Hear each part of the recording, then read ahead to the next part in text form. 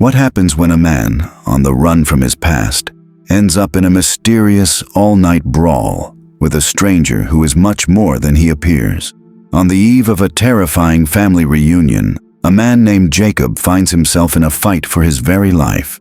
By dawn, he walks away with a limp, a blessing, and a new name that would go on to define an entire nation. This is the real story, found in the book of Genesis, of the man who fought God. To understand why Jacob was so desperate that night, you first have to understand the man himself.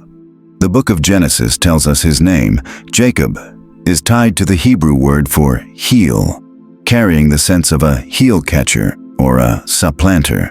It was a name that pretty much summed up his entire life.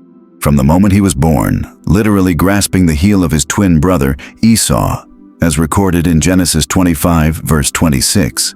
Jacob's life was one long story of striving, scheming, and taking what he thought was his. He was the younger son of Isaac and grandson of Abraham, the man God had promised a legacy as vast as the stars. But Jacob didn't seem interested in waiting on God's timing. In one of his most infamous moves, recorded in Genesis 25, he talked his starving brother, Esau, into trading his birthright, the incredible honor of the firstborn son, for a single bowl of lentil stew. Later, in Genesis chapter 27, with his mother Rebekah's help, he disguised himself with animal skins to trick his blind, elderly father, Isaac, and stole the blessing that was meant for Esau. This betrayal completely shattered his family. Genesis 27 tells us Esau, now robbed of both his birthright and his blessing, was filled with a murderous rage. Jacob had to run for his life, leaving everything he knew behind.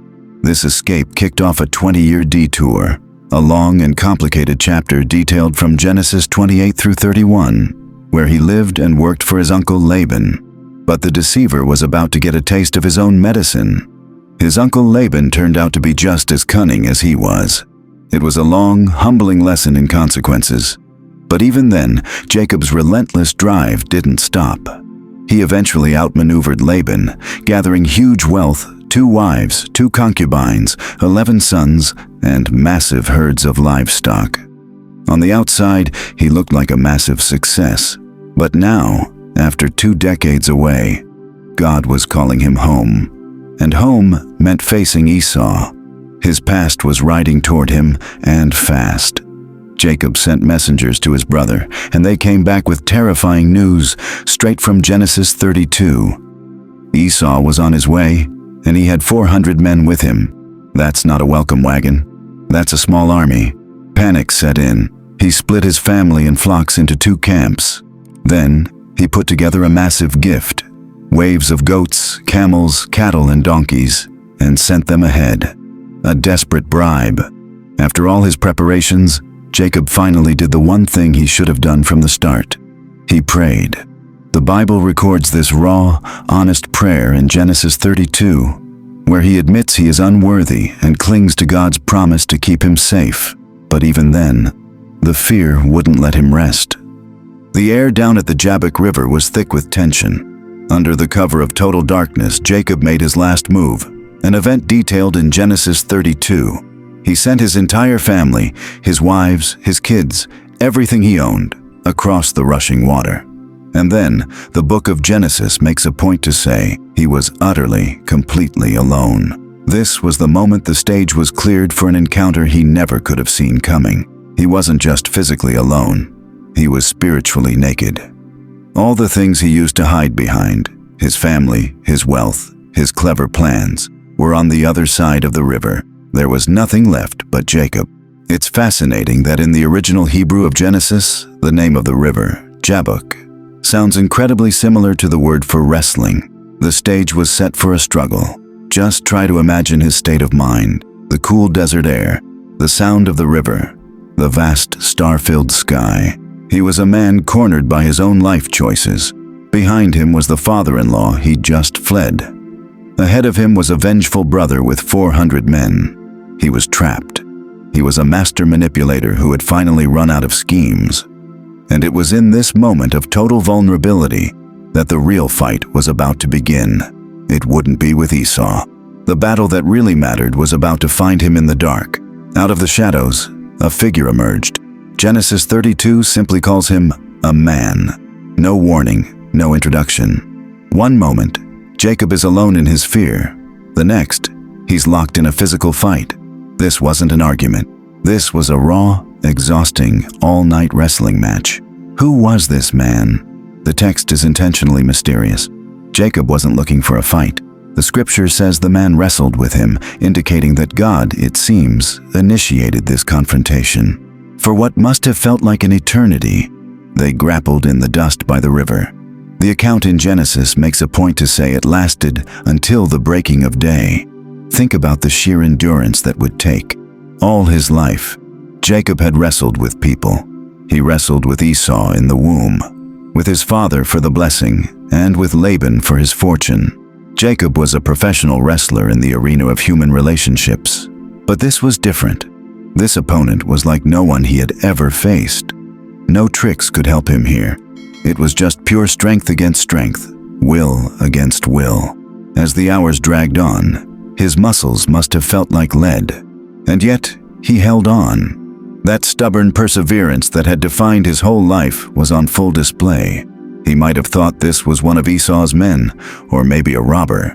But as the night got deeper and his opponent matched his every move without ever seeming to get tired, it must have started to dawn on him. This was no ordinary man. This physical fight was a perfect metaphor for Jacob's entire spiritual life. His fear, his ambition, his guilt, his need to be in control. God was meeting him right there, in the dirt, on his own terms. The night wore on, and neither one could win. It was a stalemate, but dawn was coming. Just as the first light began to break, the fight reached its turning point. The man, seeing he couldn't win by wrestling alone, did something shocking. As told in Genesis 32:25, he simply reached out and touched the socket of Jacob's hip. It wasn't a punch or a takedown. It was just a touch, but it was filled with supernatural power. Instantly, Jacob's hip was wrenched out of joint.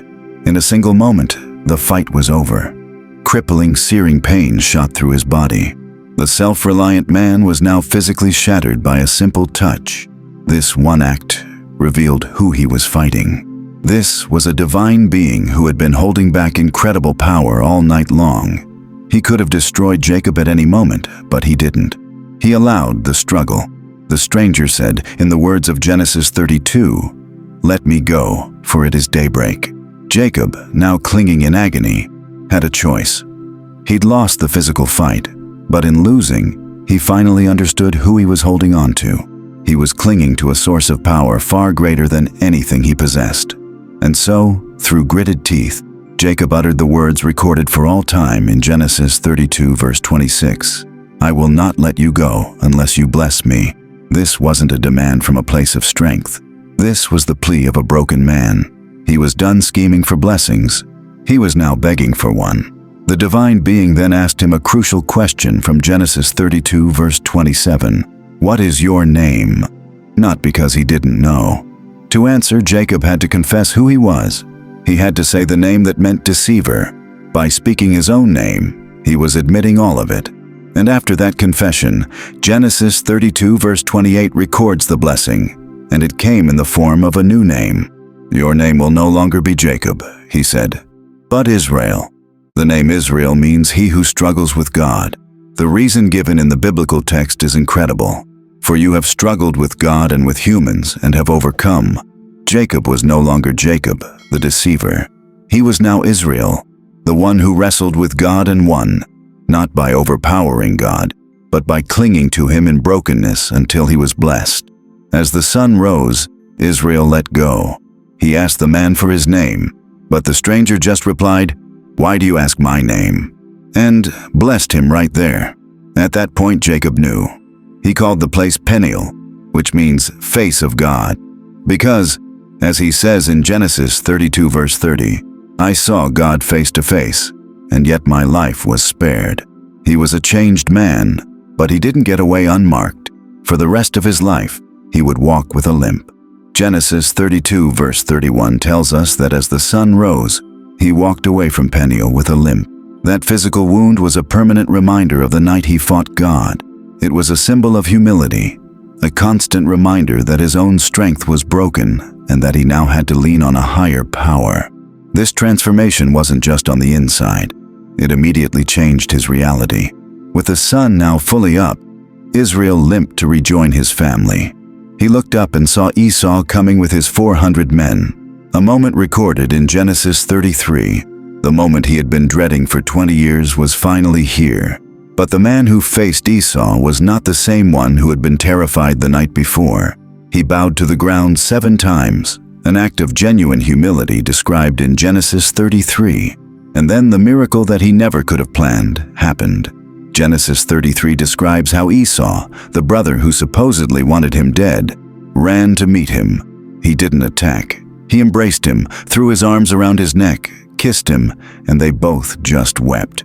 20 years of bitterness dissolved in a moment of real reconciliation. By getting right with God, his broken relationship with his brother was made right. He had entered the struggle crippled by fear and walked away from it crippled by God, and in that exchange, he found real strength and true peace. The story of Jacob wrestling with God, from the book of Genesis, is so much more than just an ancient tale. It's a powerful picture of the human spiritual journey. It teaches us that our struggles, our moments of wrestling with doubt, fear, and even with God himself, are not signs that we're failing. They're often the very places where we are transformed the most. Jacob walked away with a limp, a permanent reminder of his weakness. But that weakness became his greatest strength because it forced him to rely on God. His new name, Israel, gave birth to a nation, a people whose identity is tied to their ongoing struggle and relationship with God. The deceiver became a patriarch, all because of one transformative night of magnificent defeat. So, what are you wrestling with? Jacob's story shows us that it's in those moments of struggle, when we finally let go of our own plans and just cling to God for a blessing, that we can find our real names and our true purpose. If this story meant something to you, please give this video a like and subscribe for more explorations of these powerful narratives. And feel free to share it with someone who might need to hear this. We'd love to hear your biggest takeaway in the comments below. What did you learn from the man who fought God?